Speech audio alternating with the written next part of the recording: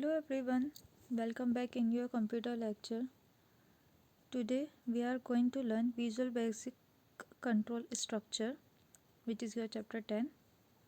In previous chapter we learned about the Visual Basic. So in this chapter chapter we will learn about the control structures of Visual Basic. So Visual Basic is a very popular and easy programming language. It helps to create simple program and understand the concept of programming. Okay, so what is a program statement? Program statement क्या होते हैं? A line of code in Visual Basic is called the program statement. A program statement is any combination of Visual Basic keywords, properties, functions, operators and symbols are collectively create a valid instructions recognized by VB compiler. तो program statement क्या होते हैं? एक line of code होती है ये visual Basic के अंदर, उसे हम प्रोग्राम स्टेटमेंट बोलते हैं. और program statement is any combination of visual basic keyword की विजुअल बेसिक के जो कीवर्ड्स होते हैं उनकी प्रॉपर्टीज़ होती है, फंक्शंस होते हैं, ऑपरेशंस होते हैं, सिंबल्स होते हैं, इन सब का एक कॉम्बिनेशन होता है program statement, which are collectively create a valid instruction, जो जिन्हें हम कलेक्ट करके एक वैलिड इंस्ट्रक्शंस देता है हमें, और वो रिकॉग्नाइज की जाती है बाय वीबी कंपाइलर, यानी विजुअल बेसिक कंपाइलर से उन्हें रिकॉग्नाइज किया जाता है. In a visual basic program variables are very important. Visual basic programming के अंदर वेरिएबल्स बहुत ज़्यादा इंपॉर्टेंट होते हैं. A program can have as many variables as you need it to have. ठीक है, प्रोग्राम के अंदर हमारे पास बहुत सारे वेरिएबल्स होते हैं जितने हमें ज़रूरत पड़े. Before you can use a variable you must create a variable bye defining the variable first. जब भी हम किसी वेरिएबल का यूज़ करते हैं तो उससे पहले हमें वेरिएबल को क्रिएट करना होता है और उसे डिफाइन भी करना पड़ता है द वेरिएबल फर्स्ट. ठीक है, उस वेरिएबल को पहले क्रिएट करके उसको डिफाइन भी करना ज़रूरी होता है. Variable refers to a memory location. और वेरिएबल क्या होता है? एक मेमोरी लोकेशन को रेफर करता है. Use to store data temporary, जहाँ पर हम हमारा जो डेटा है उसे एक टेम्प्ररी टाइमिंग के लिए उसे स्टोर करके रखते हैं उस लोकेशन पे, उस मेमोरी लोकेशन पे. किसे स्टोर करते हैं? वेरिएबल को. When you define a variable you tell Visual Basics this two things. जब हम हमारे वेरिएबल्स को डिफाइन करते हैं तो हमें उन्हें दो थिंग्स बतानी होती है. क्या? The name of the variable, जो हमने वेरिएबल यूज़ कर रहे हैं उस वेरिएबल का नाम क्या होगा. And next is the data type of the variable, और उस डेटा टाइप का वेरिएबल क्या होगा. ये दो इंपॉर्टेंट थिंग्स है जो हम वेरिएबल्स को क्रिएट करते टाइम हमें ध्यान में रखना बहुत ज़रूरी है. Now name of the variables. अब नेम ऑफ वेरिएबल्स के नेम कैसे दे सकते हैं? Rules used by naming variables are. जब भी हम वेरिएबल्स को नेम देते हैं तो उनके कुछ रूल्स होते हैं जिन्हें हमें फॉलो करना बहुत ज़रूरी है, उन्हें याद रखना ज़रूरी है. No more than 40 characters. जब भी हम किसी वेरिएबल को क्रिएट करते हैं तो वो 40 कैरेक्टर से ज़्यादा नहीं होना चाहिए. दे में include letters, numbers and underscore. और जब भी हम इन कैरेक्टर्स के अंदर हम लेटर्स यूज़ कर सकते हैं, नंबर्स यूज़ कर सकते हैं और अंडरस्कोर भी यूज़ कर सकते हैं. The first character must be a letter. और इस जब वेरिएबल नेम का फर्स्ट कैरेक्टर जो है वो ऑलवेज एक लेटर ही होना चाहिए, ना ही नंबर होना चाहिए, ना ही अंडरस्कोर आना चाहिए. You can not use a reserved word. और आप किसी भी रिजर्व वर्ड को यूज़ नहीं कर सकते हैं. Word needed bye visual basic. Data type. अब इनके अंदर डेटा टाइप भी होते हैं. डेटा टाइप कैसे होते हैं? Visual basic manipulate and analyse 7 kinds of data. Visual Basic के अंदर 7 काइंड ऑफ डेटास होते हैं जिन्हें हम एनालाइज करते हैं. Here in the chapter only 3 will be discussed. लेकिन आपके जो क्लास का आपका जो चैप्टर है उसमें ओनली 3 डेटाबेस को डिस्क्राइब किया गया है. इंटीजर एक डेटा टाइप है. स्ट्रिंग एक डेटा टाइप है. डेट एक डेटा टाइप है. टाइप कैसे है? इसका क्या डिस्क्रिप्शन होगा, इट इज़ यूज यानी इंटीजर जो एक वेरिएबल है इसका हम कैसे यूज़ कर सकते हैं, it is use to store integer values ranging from this, यानी इंटीजर आपको पता है इंटीजर क्या होती है, नंबरिंग होती है 1 2 3 4 5 की, ठीक है। तो इस तरीके से आप इंटीजर का स्टोर करते हैं वैल्यूज़ के लिए। स्ट्रिंग डेटाबेस डेटा टाइप का क्यों यूज़ होता है, कैरेक्टर्स, सेट ऑफ कैरेक्टर्स के लिए। अगर जैसे इंटीजर हम नंबरिंग के लिए यूज़ कर रहे हैं, नंबर वैल्यूज़ देने के लिए, वैसे स्ट्रिंग का कैरेक्टर्स देने के लिए यूज़ किया जाता है। So string it is use to store a set of characters. Date क्या होता है, डेट हम हमारे डेटा में डेट और टाइम को स्टोर करने के लिए हम डेट डेटा टाइप का यूज़ करते हैं। डीम स्टेटमेंट, अब डीम स्टेटमेंट क्या होता है, the dim statement defines variables, आपका जो डीम स्टेटमेंट है वो वेरिएबल्स को डिफाइन करता है। कैसे करता है, using dim you tell Visual Basic that you need a variable.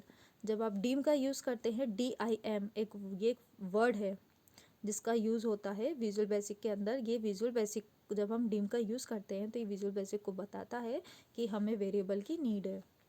Deem is short for dimensions. Dim क्या है, ये एक जो हमारा डायमेंशन वर्ड है उसका शॉर्ट है dim. Dim reserves the space for the variables, और डीम क्या करता है, ये रिजर्व करता है the space for the variable, variables के लिए स्पेस रिजर्व करता है। इसका सिंटेक्स भी दिया गया है, dim variable name as data type, कि आपको पहले डीम लिखना है, फिर आपका जो वेरिएबल है उसका नेम लिखना है, एज डेटा टाइप, उस किस डेटा टाइप में आपको चाहिए वो आपको बताना होगा। सम एग्जाम्पल्स आर, जैसे यहाँ पर आपको एग्जाम्पल दिया गया है इस तरीके से, डीम ए क्या हुआ, आपका वेरिएबल हुआ, एस इंटीजर, और इंटीजर आपका हुआ डेटा टाइप, ठीक है। ऐसे dim radius as integer, dim D as string, ये आपका एग्जाम्पल्स है डेटा टाइप का यूज़ कर, डीम का यूज़ करने का, कि आप डीम को कैसे रिप्रेजेंट करेंगे और डेटा टाइप वेरिएबल्स को कैसे रिप्रेजेंट करेंगे। Next is operators in Visual Basics. अब ऑपरेटर्स का कैसे यूज़ करेंगे विजुअल बेसिक के अंदर, operators are special symbols used to perform calculations, making comparisons and checking logical conditions in a programme.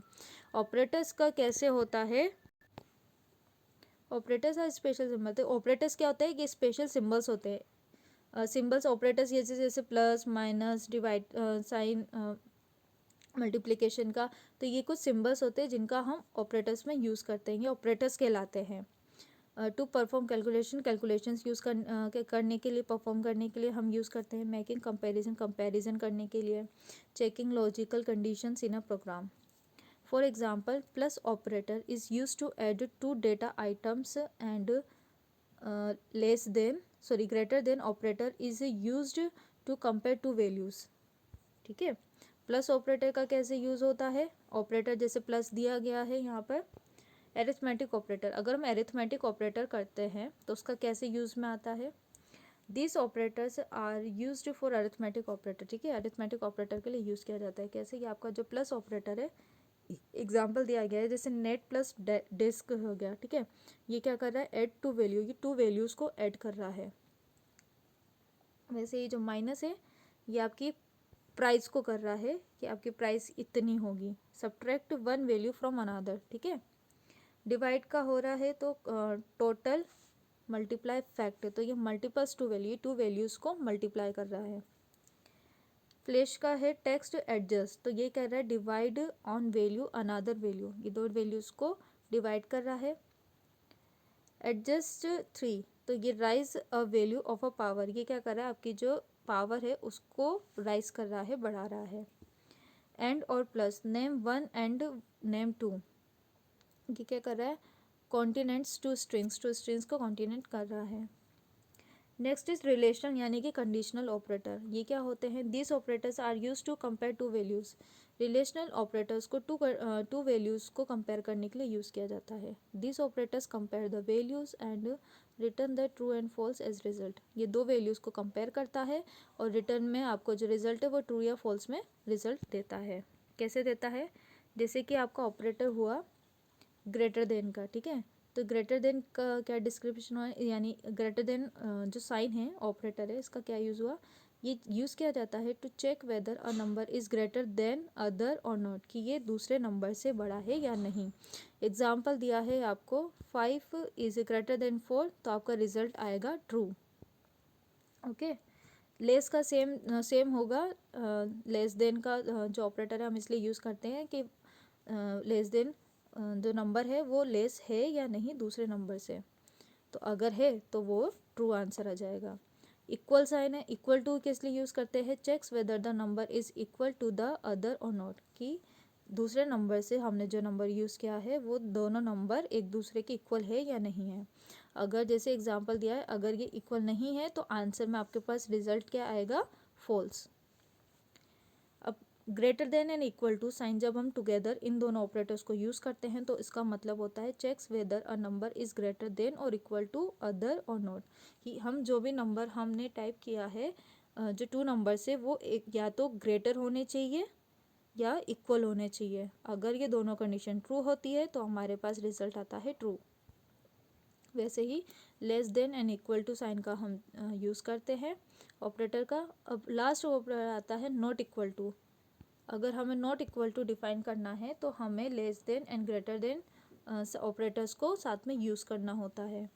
This operator returns true if the numbers are not equal, और ये result में हमें क्या देता है, ट्रू देता है अगर दोनों नंबर इक्वल नहीं होते। जैसे यहाँ एग्जांपल दिया गया है 4 is less than and greater then 6, तो यहाँ पे कंडीशंस फॉल्स हो गई, सॉरी ट्रू हो गई। कैसे कि जो दोनों इक्वल नहीं हैं। Next is logical operator. Logical operator क्या होता है, this operator are use to combine two or more conditions while applying logic in a program. जब लॉजिकल ऑपरेटर का होता है हम इसमें टू ऑपरेटर्स का यूज़ करते हैं उनकी कंडीशंस को बताने के लिए, combine conditions to or more conditions को वाइल अप्लाइंग लॉजिक, उसमें लॉजिक लगता है। कैसे लगता है, एक और ऑपरेटर होता है एंड, ये जो ओ आर और ए एन डी है, ये और एंड कैपिटल ही लिखना होता है, और ये ऑपरेटर्स होते हैं। और इन ऑपरेटर्स का क्या यूज़ होता है, जब हम ओ आर ऑपरेटर का यूज़ करते हैं तो this statement checks whether any of the given statement is true or not, कि जो अगर हम दो स्टेटमेंट दे रहे हैं उन दोनों स्टेटमेंट में से कौन सा स्टेटमेंट ट्रू है और कौन सा नहीं, उसको बताने के लिए हम और का यूज़ करते हैं। यानी और का मतलब जब हम टू स्टेटमेंट देते हैं तो उनमें से एक ना एक स्टेटमेंट का ट्रू होना ज़रूरी होता है। एंड स्टेटमेंट का क्यों यूज़ करते हैं हम, this statement checks whether both statements are true or not. और जब एंड का ए एन डी का हम ऑपरेटर का यूज़ करते हैं तो ये बताता है कि जो हमने दो स्टेटमेंट्स लिए हैं वो दोनों ही स्टेटमेंट्स ट्रू है या नहीं। और में वन स्टेटमेंट चेक करते हैं ट्रू है या नहीं, और दोनों में से मतलब और स्टेटमेंट जब हम यूज़ करते हैं और वर्ड का तो एक स्टेटमेंट का कंपेयर करके देखते हैं, मतलब चेक करते हैं कि इन दोनों में से एक स्टेटमेंट तो ट्रू होना ही चाहिए। और एंड ऑपरेटर में होता है कि दोनों ही स्टेटमेंट का ट्रू होना ज़रूरी होता है। ये हमारा लॉजिकल ऑपरेटर्स होते हैं और एंड एड। Now operator precedence precedence. Operator precedence क्या होता है, the order in which mathematical operators used when formula is solved. Mathematically operator जब हम सॉल्व करने के लिए जो फार्मूलाज यूज़ करते हैं तो उसमें जो ऑपरेटर्स यूज़ आते हैं तो उसमें क्या क्या ऑपरेटर्स यूज़ आते हैं, ऑर्डर टू प्रेसिडेंस, जैसे कि small brackets and open small and close bracket है तो ये values within parentheses are always evaluate first, कि जब भी हम, आपको पता है आपने मैथ्स में पढ़ा होगा, जब हम इक्वेशन सॉल्व करते हैं इसमें जो ब्रैकेट के अंदर जो भी आपके पास वैल्यूज़ की जाती है उसको सबसे पहले हम सॉल्व करते हैं। एक्सपोनेंशियल्स rising a number of power in seconds, negations creating a negative number in third, multiplication and division is fourth, ठीक है। Integer division is fifth, mod किस लिए यूज़ करते हैं, remember division is sixth, and plus and sign यानी addition and subtraction are last. तो ये आपके पास इक्वेशंस सॉल्व करने का एक ये तरीका होता है। Next is event driven programming. अब ये क्या होता है? Each object in visual basic has a predefined as set of events it can respond to. Each object, हर एक ऑब्जेक्ट जो विजुअल बेसिक के अंदर होता है वो प्री डिफाइंड सेट होते हैं उनके, हर एक इवेंट के जो रेस्पॉन्स करते हैं। These events are listed for each object in the procedure drop down list box in the code window। और ये जो इवेंट्स होते हैं ये लिस्टेड होते हैं फॉर ईच ऑब्जेक्ट, हर एक ऑब्जेक्ट के लिए ये इवेंट्स लिस्टेड होते हैं, ठीक है, जो कि एक ड्रॉप डाउन लिस्ट बॉक्स के अंदर कोडेड होते हैं। You can write an event procedure for any of this events. अब आप क्या कर सकते हैं, किसी भी एक इवेंट को उनको यूज़ कर सकते हैं। And if that event occurs in a program, और अगर इनमें से कोई भी प्रोग्राम इवेंट अकर होता है, visual basic will execute the event procedure that is associated with it. तो विजुअल बेसिक क्या करता है, इन इवेंट्स से एग्जीक्यूट करता है अगर वो प्रोसेस हो चुके होते हैं और एसोसिएट होते हैं कोड के अंदर। Partial list of the events for text box object are shown है। जिस तरीके से यहाँ पर एक एग्जांपल दिया गया है, एग्जांपल के तौर पे आपको यहाँ पर एक लिस्ट दी गई है, पार्शियल लिस्ट है ये आपकी of the event for text box. आपकी जो टेक्स्ट बॉक्स उसकी इवेंट दी गई है, जैसे कि यहाँ पर आपका आता है private subject text one change, ठीक है। तो टेक्स्ट वन चेंज जो है, ये चेंज इसके लिए होता है, ये इवेंट ड्राइवन प्रोग्रामिंग इसी के लिए होती है कि आपको क्या करना है, टेक्स्ट चेंज करना है। तो टेक्स्ट वन चेंज में क्या चेंज करना है आपको, इसलिए हो गया ऐसे क्लिक है, ड्रैग ड्रॉप पे बना रहे हो आप, फोकस की डाउन दे रहे हो, तो ये सब कीज़ होती हैं, ठीक है। So event common to many controls, कुछ कॉमन कंट्रोल्स होते हैं जिनके लिए हम ये कुछ कॉमन इवेंट्स का यूज़ करते हैं। ये सारे इवेंट्स बता रखे हैं आपके, जैसे कि चेंज इवेंट है, तो चेंज इवेंट कब अकर होगा, the user modify the text in the text box और कॉम्बो बॉक्स। जब भी कोई यूज़र मॉडिफाई करता है कोई टेक्स्ट को, टेक्स्ट बॉक्स का नहीं, टेक्स्ट बॉक्स के अंदर अगर हमें कोई मॉडिफाई करनी है, सिंपल टेक्स्ट लिखना है या फिर कॉम्बो बॉक्स है आपके पास, तो उसके लिए हम चेंज का यूज़ करते हैं, चेंज इवेंट का। क्लिक इवेंट क्या होता है, the user clicks the object when the primary mouse button, ठीक है, विद द प्राइमरी माउस, जो आपका क्लिक यूज़र क्लिक का यूज़ करता है and object with the primary mouse, primary mouse button से क्लिक करने के लिए यूज़ करते हैं। डीबी क्लिक होता है, डबल क्लिक होता है, the user double clicks the an object with the primary mouse button. ये डबल क्लिक करने के लिए हम डीबी क्लिक का यूज़ करते हैं इवेंट का। ड्रैग ड्रॉप होता है, the user drags a control in another location, कि अगर आप किसी भी यूज़र है वो ड्रैग कर रहा है कंट्रोल्स को दूसरे लोकेशन पर। ड्रैग ओवर यानी एक के ऊपर एक ड्रैग करना, ठीक है। An object is drag over a control, किसी भी कंट्रोल के ऊपर आप ड्रैग कर रहे हैं ऑब्जेक्ट को। गॉट फोकस, कि an object reviews the focus, कि आपको जो भी फोकस है उसका रिवाइज कर रहा है वो। की डाउन हो गया, the key is pressed while the object has the focus, कि आपके जो ऑब्जेक्ट है उसका क्या प्रेस कर रहा है, वो फोकस क्या है। की प्रेस कर रहा है, the key is pressed and released while an object has the focus. Key up हो गया, the key is released while an object has to focus, अगर आप किसी भी ऑब्जेक्ट पर फोकस करना चाहते हैं तो उसके लिए आपको की अप का यूज़ करना होता है। लॉस्ट फोकस, अगर आपके पास फोकस लॉस्ट हो जाता है तो the focus has left an object, तो लेफ्ट कर दे वो। Mouse object, mouse button is pressed while the mouse pointer is over an object. Mouse move, mouse cursor is moved over an object. Mouse up, mouse button is released while the mouse pointer is over an object. तो ये कुछ event होते हैं जो हम हमारे coding में use करते हैं इन इवेंट्स का, जिनके वजह से हम जो भी ऑब्जेक्ट यूज़ करते हैं उन पे क्या वर्क होगा वो उन कोड के, इन इवेंट्स के ऊपर डिपेंड होता है। सो ये इवेंट्स बहुत ज़रूरी होते हैं, आप इनको बहुत केयरफुली पढ़ें, समझें, और इनको हो सके तो अगर याद कर सकते तो याद भी करें कि इन इवेंट्स, कौन सी इवेंट का क्या यूज़ होता है, वो कब अकर होते हैं। So student, this is your lecture 1. We will continue the remaining topics in the lecture 2. Till then, bye bye.